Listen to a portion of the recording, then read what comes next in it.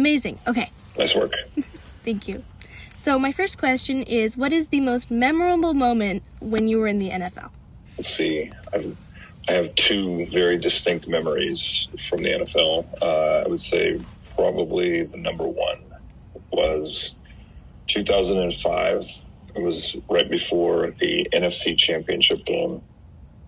And I was sitting at my locker, and I just getting ready to play, going through my normal routine. All of a sudden, this incredible noise comes in. Someone had opened the double doors that go out into the field. And it was like something inside all of us, not just me, everyone in the locker room, like charged up immediately. It was like kind of like a switch had flipped, you know? And what I realized was that it was the noise was the energy that all the fans were sending down to the field. They were like screaming and going crazy and being super excited for the first time the Seahawks had ever been to the NFC Championship game. And it stuck with me because I remember in that moment just feeling completely invincible and like nothing could stop me. So we went out onto the field and the noise continued and the energy continued and it filled all of us up. And I thought in that moment, like, I wonder if the fans know how important it is, what they're doing, you know, the energy that they put into it, if they can feel it the same way that we do. That was a very interesting moment in my life. That is so cool. Mm-hmm. Do you have that moment where there's like a bunch of lights when you come on and it's just, oh. Yeah. I think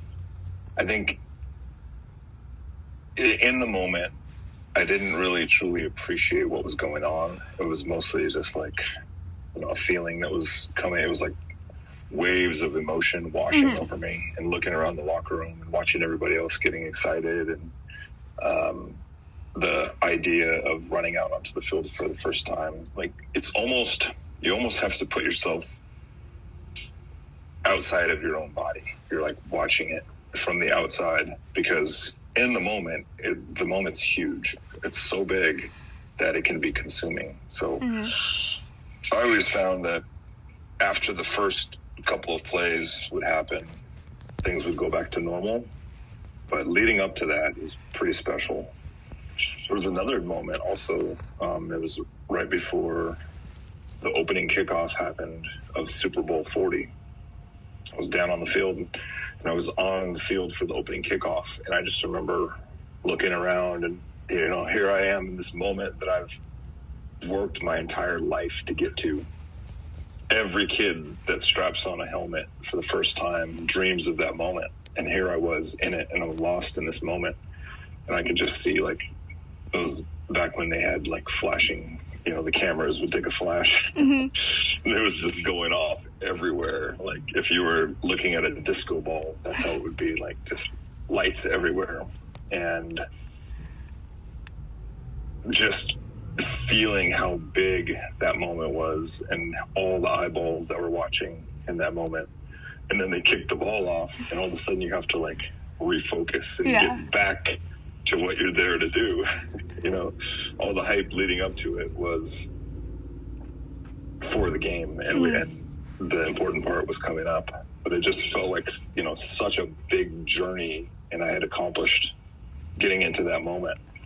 And that was pretty special too. So between the two of those, like, that's easily some of the most memorable moments for me. That is amazing. That's just so surreal.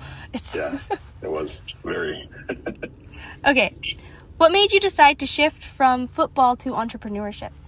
When you are playing football, when you're an athlete of any kind, at some point that goes away. You can't play the game forever, you know? And if it was up to me, I'd still be playing right now. My body wouldn't appreciate that very much, but I would play forever. But there comes a time when it's time to hang cleats up and do something else. So you don't necessarily retire in football or sports. You get retired. And there's different ups and downs, you know, just the same way that anyone else goes through the ups and downs. If you're going through a breakup or, something in your job, you lose your job or whatever. And then you're down, you're down in the moment. And you have to find a way to pick yourself back up. And it's such an intense overhaul, transition or transformation, whatever you want to call it, that a lot of people get lost in that, and they can't come out of it, because one moment you're on the big screen and you're under the flashing lights, or the opening kickoff of the Super Bowl, and the next minute you're applying for jobs, and it's incredibly challenging. And most guys, the average career of the NFL player is 2.5 years, and you're injured, and whatever money you've made, that's how much money you've made for your career. You better have done a good job of saving that. But you start to realize, like, the lessons that you learn in sports, the teamwork, the hard work, the showing up on time, attention to detail, all of that transfers over. And if you're smart and you are able to apply the things that you've learned in sports, it can be a real benefit for you. And a lot of employers and people that are looking for help, they really see that as an asset. For me personally, I had spent so much time underneath coaches and underneath organizations that I was like getting to the point where I'm tired of being treated like a commodity. I want to do something on my own. I want to, I believe in myself enough.